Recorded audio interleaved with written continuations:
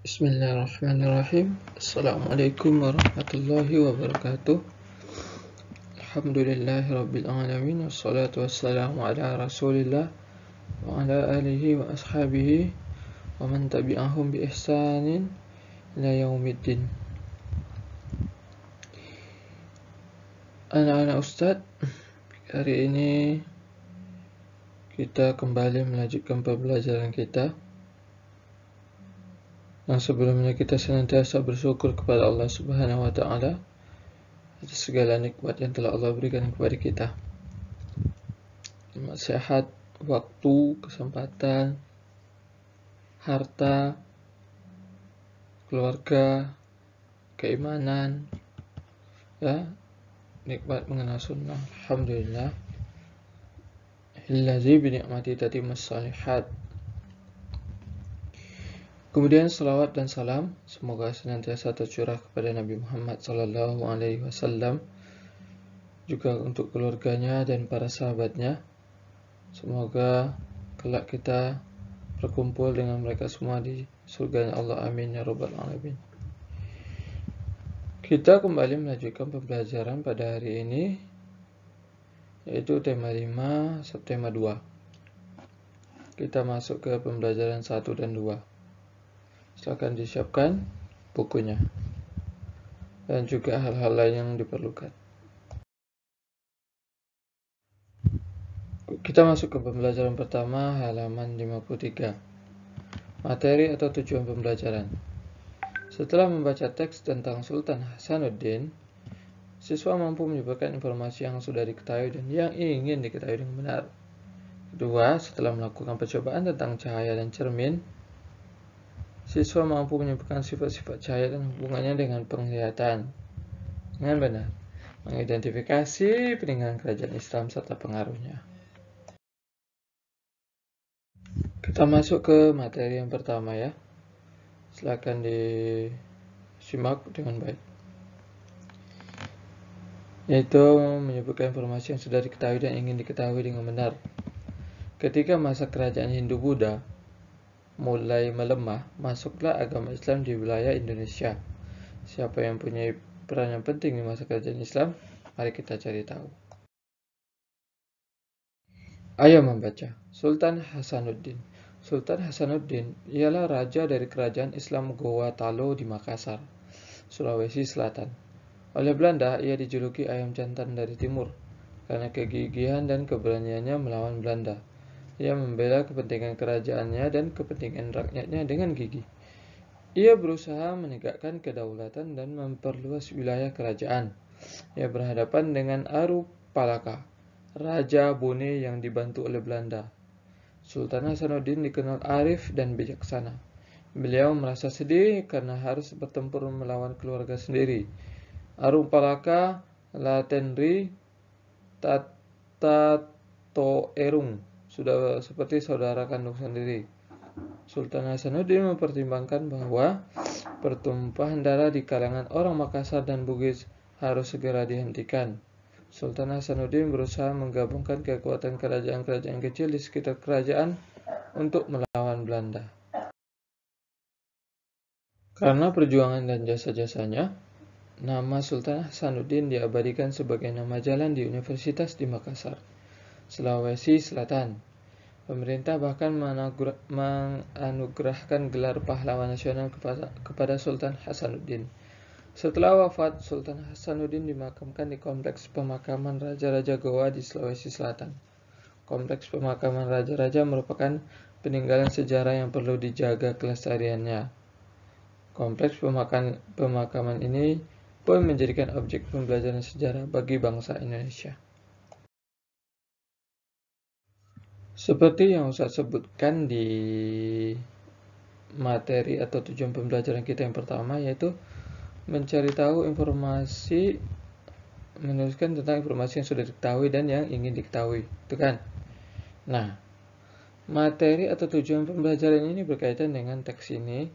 Nah, antum akan bisa memahami dengan mengerjakan tabel yang ada pada halaman yang setelah pada teks itu.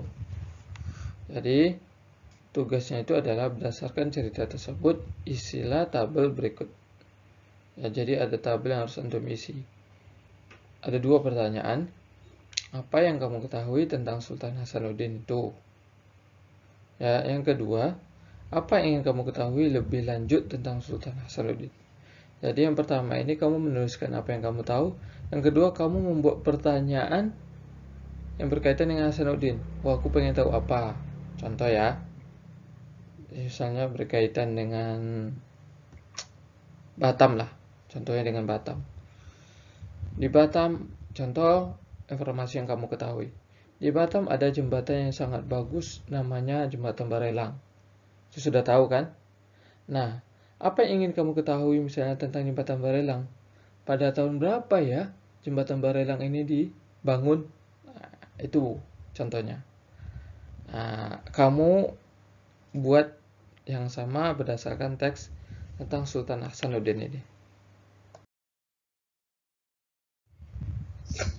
Dari perjuangan Sultan Hasanuddin, kita belajar tentang keberanian dan kegigihan dalam melawan tindakan yang salah dan sewenang-wenang. Sultan Hasanuddin berusaha untuk melawan kesewenang-wenangan Belanda. Perjuangan beliau layak diteladani dan diberi penghargaan. Berbagai peninggalan Sultan Hasanuddin juga perlu terus dilestarikan sebagai pelajaran bagi generasi berikutnya. Bangsa yang besar adalah bangsa yang menghargai jasa para pahlawannya. Kalau ada pertanyaan tentang tugas yang tadi, nanti boleh japri ke Ustaz ya. Sekarang kita masuk ke materi atau tujuan pembelajaran kedua. Ya, menyimpulkan sifat-sifat cahaya dan hubungannya dengan penglihatan ilmu. Ayo mencoba. Sepulang sekolah, Beni menceritakan kepada kakeknya kisah perjuangan Sultan Hasanuddin. Beni bertanya kepada kakeknya bagaimana cara orang zaman dahulu berkomunikasi ketika perang.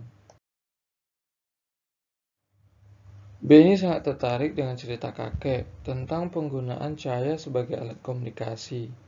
Kakek mencoba menggambarkan proses komunikasi menggunakan cahaya dan cermin. Arah berkas cahaya berkaitan dengan posisi cermin dan sumber cahaya. Amati gambar di samping. Amati pula gambar skema pantulan sinar matahari pada cermin datar. Kalau Anda perhatikan pada gambar itu, cahaya itu berasal dari atas lurus ke bawah.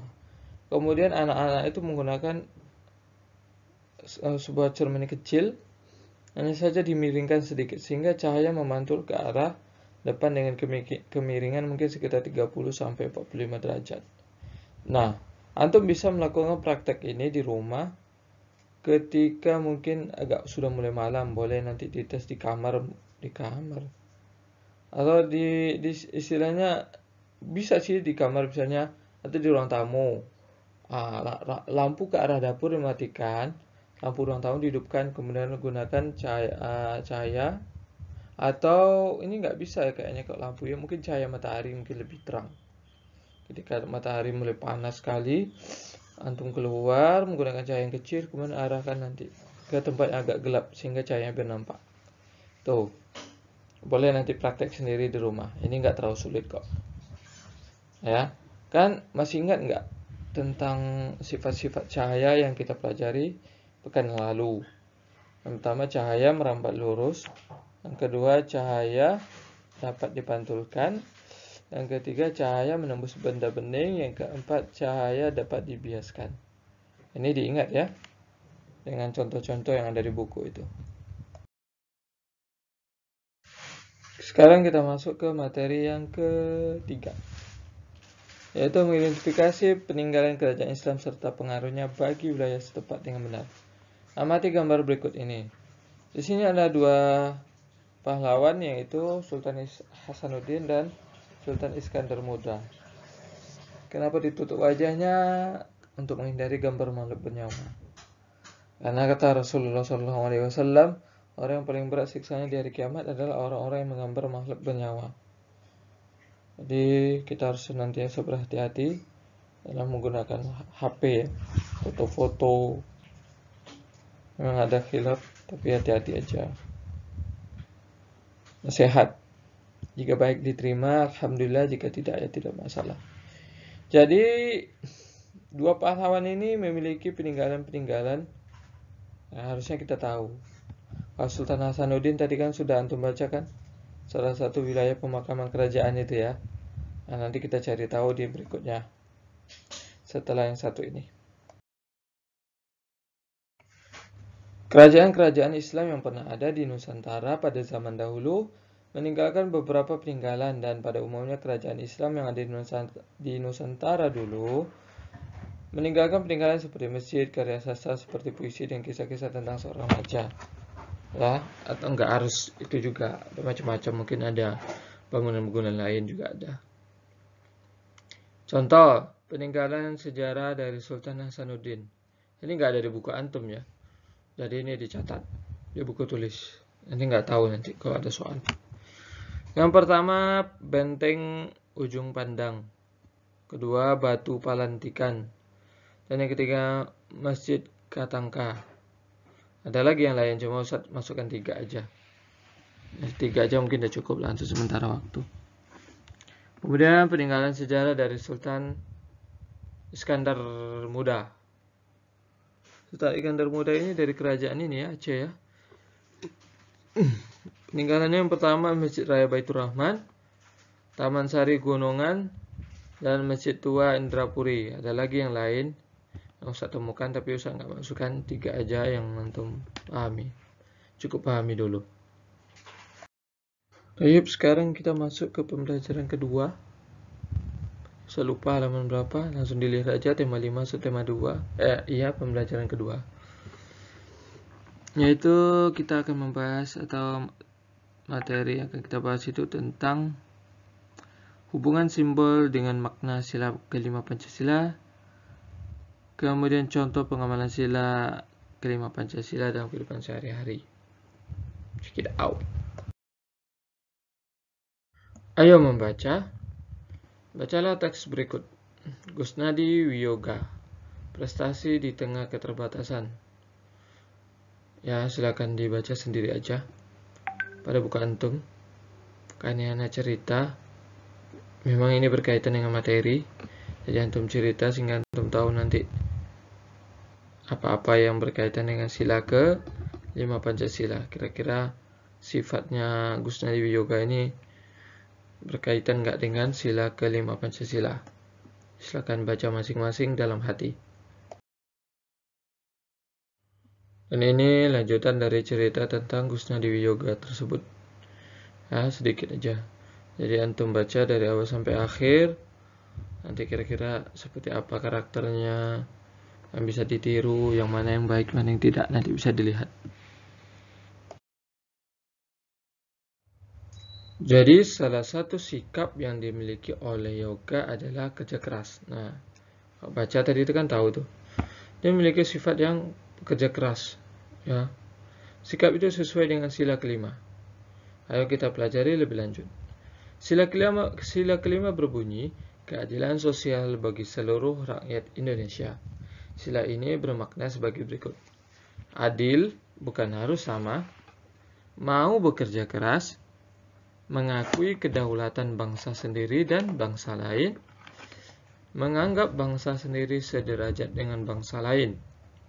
Lambang sila kelima adalah padi dan kapas. Contoh sikap yang sesuai dengan sila kelima dalam kehidupan sehari-hari. Pertama, gemar bekerja bakti dan bergotong royong dengan penuh kekeluargaan. Kedua, bersikap adil dengan tidak pilih-pilih dalam berteman. Kalau cuma sekedar berteman, kenal ya nggak apa-apa sih. Tapi kalau mencari teman akrab, ya nggak boleh ya. Harus cari yang soleh, yang baik, yang beriman dan bertakwa kepada Allah. Yang senang sama Al-Quran, nah, itu yang cari. Ketiga, tidak diskriminatif. Ya, tidak melakukan diskriminasi.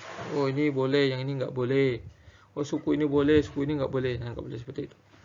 Dan memperlakukan orang-orang sama tanpa memperdulikan latar belakang agama.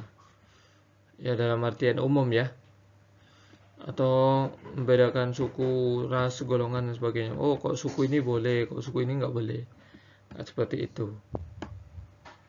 Oh, kalau suku ini boleh makan di sini, kalau suku ini nggak boleh makan di sini, ya, nggak boleh seperti itu.